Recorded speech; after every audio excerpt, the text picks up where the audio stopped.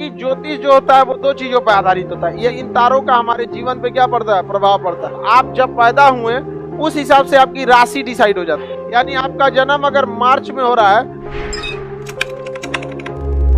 ये सूर्य गति कर रहा है, और इसके साथ साथ कौन गति कर रहा है, नक्षत्र, और साथ साथ में तारा मंडल। तो ऐसे तारा मंडल भी गति करेगा, नक्षत्र भी और सूर्य भी गति करेगा ना। और सूर्य के साथ साथ घूमता है सूर्य के अगल बगल में सौर मंडल। इस सौर मंडल में ग्रह आते हैं सर। क्या आते हैं सर? ग्रह। सौर मंडल में ग्रह, कोई दिक्कत?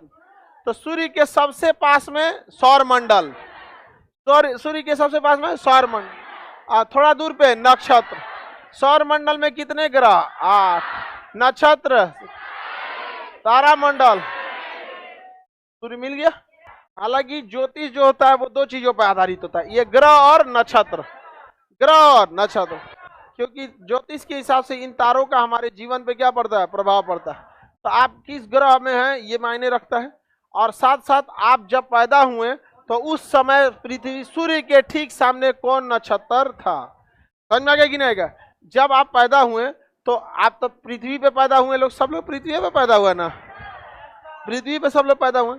लेकिन पृथ्वी पे जब पैदा हुए तो ये देखा जाता है कि पृथ्वी के ठीक सामने उस समय कौन सा ग्रह था, उस हिसाब से आपकी राशि डिसाइड हो जाती है। देखते हैं ना कौन राशि के हैं आप लोग कौन राशि के?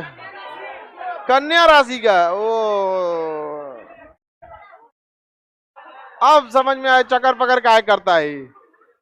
समझ में आ गया? आप लोग को अपना अपना नक्षत्र पता है? नहीं, ग्रह पता है, राशि वगैरह अब पता नहीं, हमको तो पता ही नहीं है, नाम से नहीं होता, नाम वाला सक्सेस नहीं होता है। जब आप जन्म लिए उस समय जन्म, देखिए बात समझिए, नाम वाला का इफेक्टिव नहीं होता है। जब आप जन्म लिए तो डिसाइड करता है कि आप जब पृथ्वी पे थे उस समय कौन सा ग्रह किस सीक्वेंस में था, और साथ ही साथ सूर्य के ठीक सामने किस नक्षत्र को सूर्य पार कर रहा था, समझ में आ गया कि नहीं आ गया? तो आप लोग को पता रहना चाहिए कि कौन सा जगह है। नाम वाला सक्सेस नहीं होता है, नाम वाला नहीं।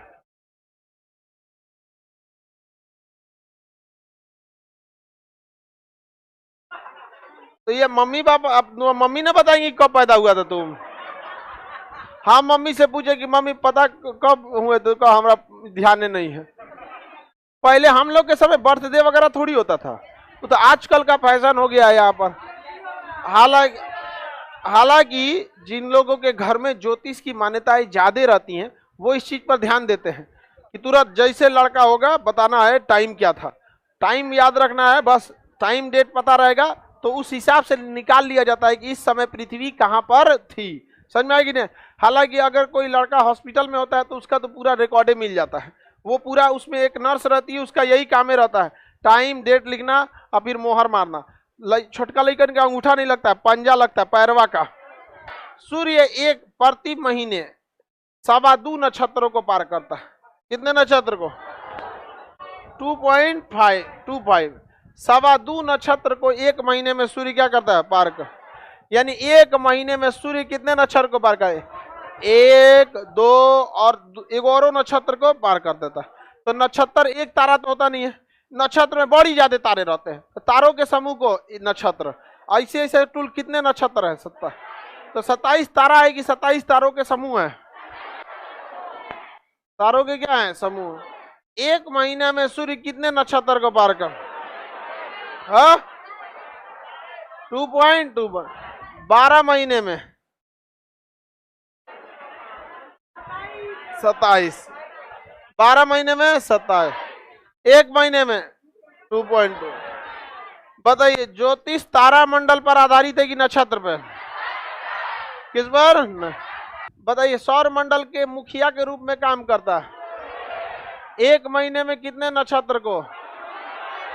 2.5।